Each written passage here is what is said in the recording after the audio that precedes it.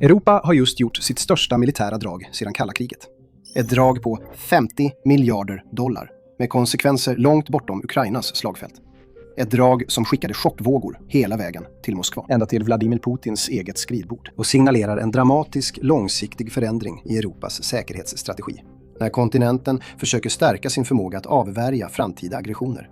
Samtidigt som man minskar sitt långvariga beroende av Amerikas oöverträffade militära makt. För Ryssland, det här är inte bara lite dåliga nyheter. Det är landets värsta mardröm som blivit verklighet. Men innan vi går in på konsekvenserna, låt oss titta närmare på vad som faktiskt hände. NATO-toppmötet 2026 hölls i Ankara, Turkiet, den 7 till 8 juli. Många stats- och regeringschefer deltog, tillsammans med andra tjänstemän, inklusive NATOs generalsekreterare Mark Rutte, samt presidenter och premiärministrar från olika NATO- och icke-NATO-länder. Ett av de största namnen på gästlistan var Storbritanniens premiärminister, Sir Keir Starmer, som tjänstgjorde som premiärminister sedan 2024, men meddelade sin avgång i slutet av juni, vilket innebär att toppmötet i Ankara skulle bli hans sista framträdande vid ett större NATO-möte. Och han bestämde sig uppenbarligen för att avsluta med ett brak. Den 8 juli. Starmer avslöjade att Storbritannien skulle ta en ledande roll i ett djärvt nytt europeiskt initiativ för att utveckla kapacitet för precisionsanfall på djupet i hela Europa. I ett tillkännagivande som publicerades på den brittiska regeringens webbplats, premiärministern sa: "Jag är fast besluten att säkerställa Storbritanniens och våra allierades säkerhet.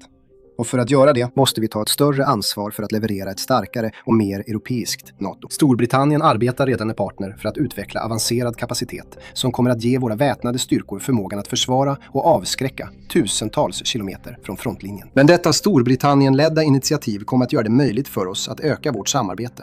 Samla europeiska allierade för att säkerställa att NATO förblir säkert och tryggt i många år framöver. Den brittiska regeringen noterade vidare att Starmer skulle sammankalla ledarna för ett dussin olika europeiska nationer för att diskutera detaljerna i initiativet innan toppmötet avslutades. Förutom Storbritannien, de deltagande nationerna är Danmark, Estland, Finland, Frankrike, Tyskland, Nederländerna, Norge, Rumänien, Spanien, Sverige och Turkiet. De släppte ett gemensamt uttalande kort efter Starmers tillkännagivande där de sa: "Vi har åtagit oss att intensifiera och stärka alliansens avskräckning och försvar. I synnerhet erkänner vi behovet av att öka våra förmågor till precisionsbekämpning på djupet, DPS. Vi erkänner därför behovet av att proaktivt investera i dessa förmågor och påskynda upphandling och leverans, bland annat genom multinationella initiativ. Vi är gemensamt fast beslutna att investera 50,66 miljarder dollar i DPS under de kommande 10 åren.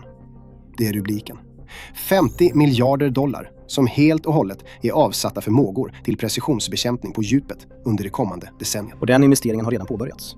Storbritannien har redan satsat 3 miljarder pund, drygt 4 miljarder dollar, i sitt eget program för långräckviddig bekämpning. Det inkluderar 770 miljoner pund, eller 1 miljard dollar, för ett gemensamt smyg- och hypersoniskt vapenprogram med Tyskland, som syftar till att skapa en helt ny markbaserad missil med en räckvidd på över 2000 kilometer, eller 1250 engelska mil.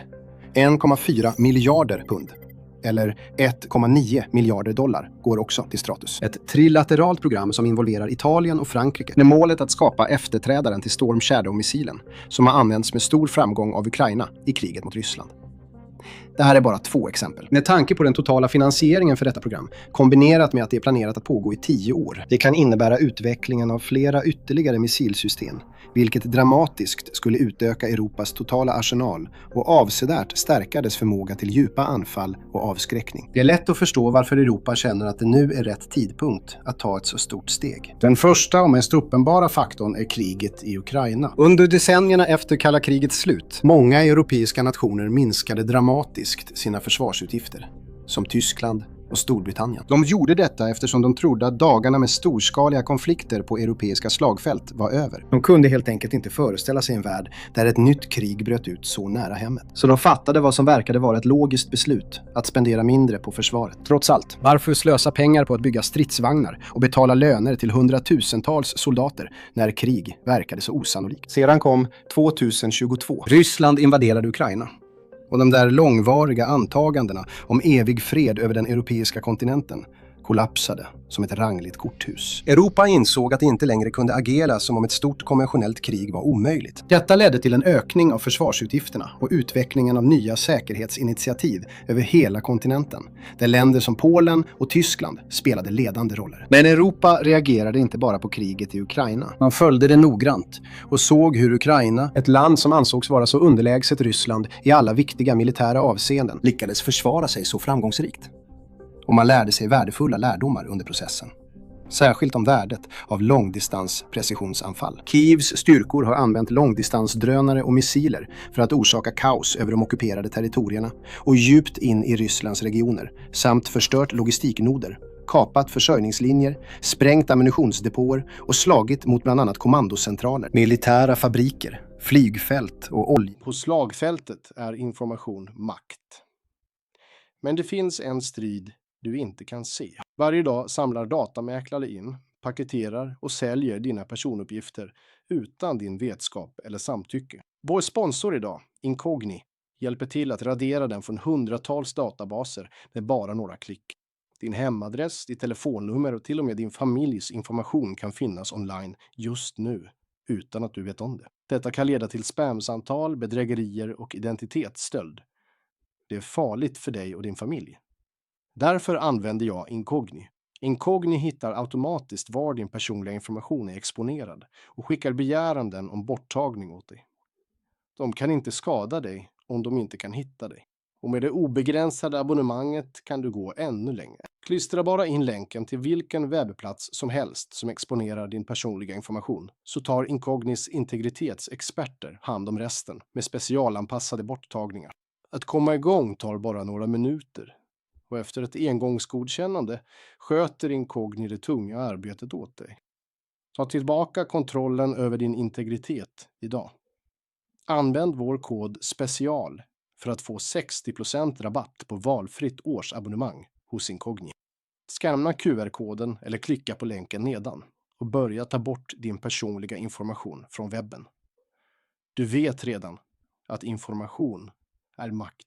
Använd nu den makten för att skydda dig själv och ta tillbaka din integritet med Incogni.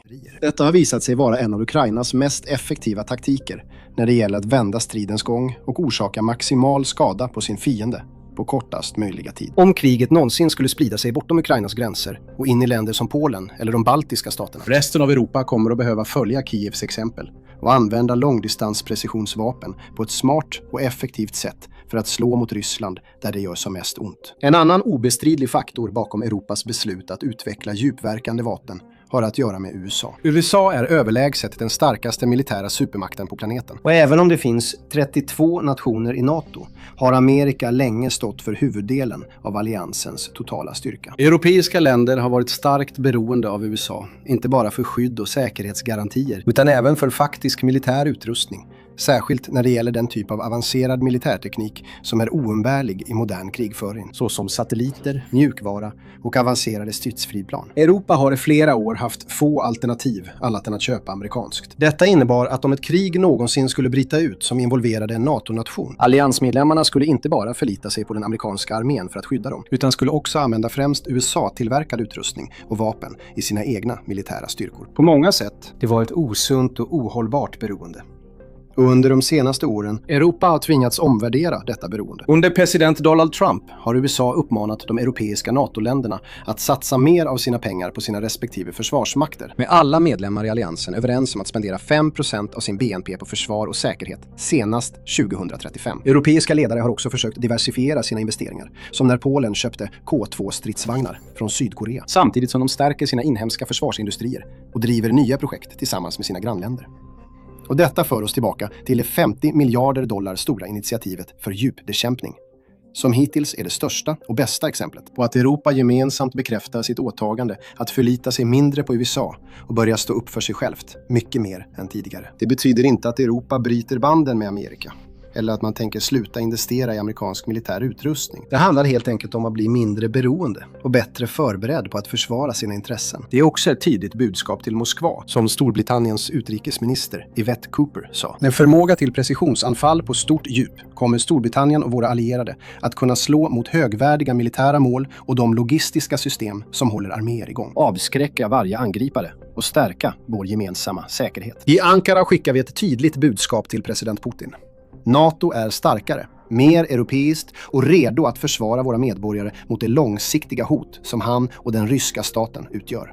Det har länge gått rykten om att Putin har siktet inställt långt bortom Ukraina och kan planera en mycket större attack mot andra delar av Europa under de kommande åren. Detta tillkännagivande kan vara tillräckligt för att lägga dessa planer på is på obestämd tid. Men innan vi förklarar varför, så här är anledningen till att vi gör militärprogrammet, för att förklara hur makt verkligen fungerar. Så om du är ny här, tryck på prenumerera så att du inte missar vad som händer härnäst. Nu har hela Storbritanniens tillkännagivande utan tvekan utlöst larmklockor i Kremls korridorer. Men det som verkligen borde skrämma Putin är nämnandet av nya smyg- och hypersoniska vapen med en räckvidd på över 2000 kilometer. Hittills har många av Europas bästa missiler haft samma problem. Begränsad räckvidd. Storm Shadow till exempel kan träffa mål upp till 550 kilometer. 342 miles bort. Taurus KEPD 350 har en liknande maximal räckvidd på cirka 500 kilometer. Eller 310 miles. NBDA Meteor däremot kan bara färdas 200 kilometer. Eller 120 miles. Från avfyrningspunkten. Det här är alla avancerade missiler med många unika egenskaper och fördelar. Men deras användning i verkligheten begränsas av att de bara kan nå en viss sträcka. I ett hypotetiskt krig med Ryssland skulle sådana vapen ha begränsad användbarhet. Det skulle till exempel inte vara möjligt för Europa att angripa logistiska noder och militär infrastruktur djupt inne i Rysslands regioner enbart med vapen som Storm Shadow och Taurus-missiler. När detta nya program börjar bära frukt däremot kommer allt att förändras. Med en hypersonisk långdistansmissil till sitt förfogande skulle Europa kunna se otaliga nya mål hamna inom räckhåll. Dessa mål skulle kunna inkludera ryska kommandocentraler, flygbaser, transportnätverk, militära produktionsanläggningar och specifika strategiska tillgångar som bombplansflottor och luftförsvarssystem. Eftersom detta är precisionsvapen med extremt hög träffsäkerhet och minimala felmarginaler skulle det vara möjligt för Europas NATO-länder att avfyra sina missiler från platser som Polen, Rumänien eller de baltiska staterna mot mål över hela västra Ryssland och utplåna fiendens tillgångar och infrastruktur från kartan på ett ögonblick. Om vi till exempel föreställer oss en hypotetisk invasion av Baltikum,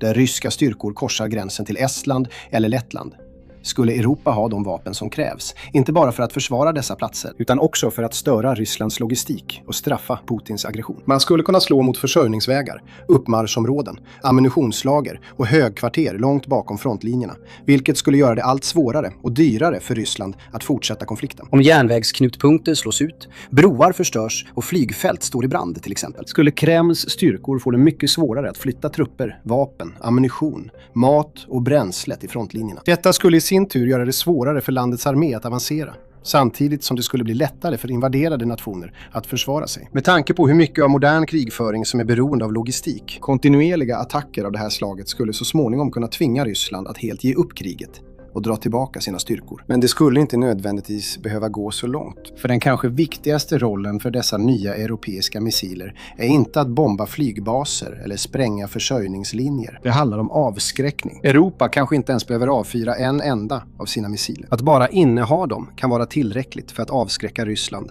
från att begå några aggressionshandlingar mot NATO-alliansen eller Europeiska unionen. Under lång tid Putin har varit i en styrkeposition. Han tillbringade åratal och biljoner rubel på att bygga en av världens största arméer. Medan europeiska nationer fokuserade sina resurser på annat. Ryssland fortsatte att pumpa in enorma summor pengar i stridsvagnar, missiler och drönare. Medan Europa sålde sina gamla stridsvagnar och pansarfordon till framväxande nationer. Ryssland lagrade sina tillgångar från Sovjettiden i enorma lagerlokaler. Medan Europas försvarsmakter blev svagare, blev Rysslands militär starkare. Putin var fortfarande tvungen att hantera hotet om amerikanskt ingripande om man bestämde sig för att attackera NATO. Men han visste att Europa ensamt skulle ha svårt att försvara sig. Det är delvis därför rykten och rapporter har ökat de senaste åren om att Kreml-ledaren planerar en attack mot Baltikum eller något annat europeiskt land som Finland eller Polen. Det enda verkliga avskräckningsmedlet Europa kunde peka på var Amerika. eftersom dess egna arméer hade blivit så splittrade och underfinansierade. Lyckligtvis började förändras nu. Om de 12 nationer som är involverade i detta nya initiativ kan hålla sin 10-årsfrist eller till och med påskynda sina ansträngningar för att producera nya missiler under de kommande 5 eller 6 åren, kommer de äntligen att kunna försvara sin suveränitet och avskräcka rysk aggression på egen hand. För om Putin vet att Europa har ett enormt lager av långdistansmissiler redo att slå ut hans logistik, högkvarter och luftförsvar när som helst, blir utsikten att invadera Europa plötsligt mycket mindre lockande. Som Storbritanniens försvarsminister Dan Jarvis påpekar: vi bygger framtidens vapen för att hålla Storbritannien och NATO säkra i årtionden framöver. Med stöd av miljarder pund och i samarbete med våra närmaste europeiska allierade. Vår nya uppsättning precisionsvapen för gjutbekämpning kommer att ge våra styrkor förmågan att slå mot mål hundratals kilometer bort med stor precision, vilket stärker NATO och avskräcker våra motståndare. Och det här handlar inte bara om precisionsvapen, för Europa gör mycket, mycket mer än att bara tillverka några nya missiler. Europa tar många steg för att stärka sitt försvar, gör NATO mer europeiskt och minskar sitt beroende av USA. Dessa initiativ ingår i Europeiska kommissionens bredare projekt, Readiness 2030. Det slutgiltiga målet med detta projekt är att Europa ska uppnå både militär beredskap och självständighet till år 2030. Det är extremt ambitiöst och vissa experter har redan varnat för att tidsfristen 2030 kan komma lite för tidigt för att Europa ska kunna uppnå verklig självständighet. Sparta 2.0-rapporten till exempel, publicerad av Kiel-institutet för världsekonomi, noterar att det skulle kräva omkring $500 billion. Utöver de pengar som Europa redan satsar på sina försvarsprojekt för att täppa till 10 kritiska luckor som finns i kontinentens militära förmågor idag. Nu är en av de mest akuta luckorna att åtgärda när det gäller ledning och kontroll, eftersom Europa inte har ett eget Palantir-liknande system som är så avgörande i moderna militära operationer. En annan lucka är kontinentens oförmåga att producera autonoma system i stor skala. Inte bara att köpa tusentals drönare, utan att kunna tillverka miljoner av dem varje år. Det finns också flera brister när det gäller luftförsvar, eftersom produktion, ammunition och lager i denna kategori är allvarligt otillräckliga över hela Europa. Och kontinenten har också arbete kvar att göra när det gäller militär molninfrastruktur och strids-AI, strategiska transporter och elektronisk krigföring. En överdriven tillit till amerikanska Tomahawk och JASM-missiler innebär att Europa också har en brist i sin förmåga till precisionsangrepp på djupet. Den bristen håller dock redan på att täppas till genom det nya initiativet på $50,66 miljarder. Och flera av de andra frågor som nämnts tidigare hanteras också aktivt. Flera länder arbetar till exempel med nya luftförsvarssystem, medan andra utforskar nya teknologier för spaningssatelliter, övervakningssystem och integrering av lednings- och kontrollsystem. Författarna till Sparta 2.0 uppmuntrade också länder att bilda motståndskraftiga ledande koalitioner, anpassade efter deras specifika styrkor. Länder som Frankrike, Polen och Storbritannien skulle till exempel kunna ta ledningen för strategiska program, konventionella långdistansförmågor och diskussioner om kärnvapenpolitik, medan de nordeuropeiska nationerna och de baltiska staterna skulle fokusera på maritim säkerhet och elektronisk krigföring. Och Tyskland skulle kunna gå i täten när det gäller luftförsvar och teknik för att bekämpa drönare. Studien noterar också att även om det kan verka som att Europa står inför enorma utmaningar, är ingen av dem oöverstigliga. Och de behöver inte nödvändigtvis ta år att lösa. Och det tydligaste beviset på det kan ses i Ukraina. Ukraina gick in i kriget med Ryssland med ett relativt svagt försvar, en mager försvarsbudget och en försvarsindustri som till stor del kretsade kring export av varor till andra länder snarare än att stärka sig själv. Spola fram några år och Ukraina är en av Europas militära stormakter. Dess militär kan mäta sig med Ryssland. Dess försvarsindustri har utvecklats och expanderat enormt. Och landet har blivit en världsledare inom drönarkrigföring. Och nu tillverkar landet många av sina egna försvarssystem och vapensystem, inklusive långdistansmissiler som Long Neptune och Flamingo. Ukraina har till och med utvecklat sitt eget Palantir-liknande molnbaserade system för situationsmedvetenhet och stridsledning, Delta, på bara 18 månader. Som sedan dess har hyllats som ett av de bästa systemen i sitt slag utanför USA. Om ett land med begränsade resurser kan göra allt detta på mindre än ett halvt decennium, är det omöjligt att säga hur stora framsteg Europa som helhet skulle kunna göra genom att samla sitt kunnande, sitt kapital och sina resurser och ta tillvara på det man lärt sig från kriget i Ukraina och göra de nödvändiga förändringarna för att förhindra att samma sak händer igen i framtiden. Så, även om den nya missilplanen beräknas ta 10 år, kan vi se ett helt annat Europa på halva den tiden, när kontinenten fortsätter att satsa på starkare försvar och avskräckning. Kort sagt, om Putin verkligen har planer på en attack mot Baltikum eller en invasion av Polen, så är det möjlighetsfönster han en gång kan ha haft nu bara centimeter från att slå igen för gott. Och de europeiska länderna är inte de enda NATO-medlemmarna som stärker sitt försvar. Du kan lära dig hur Kanada tar steg för att bli en mer seriös militär styrka i den här videon. Eller om du vill lära dig mer om läget i Ryssland-Ukraina-kriget. Titta på den här videon som beskriver en nyligen genomförd ukrainsk attack mot ett av Rysslands största oljeraffinaderier. Och slutligen, glöm inte att prenumerera på Militärshowen för mer senaste nytt och insiktsfulla analyser om de senaste militära händelserna från hela världen.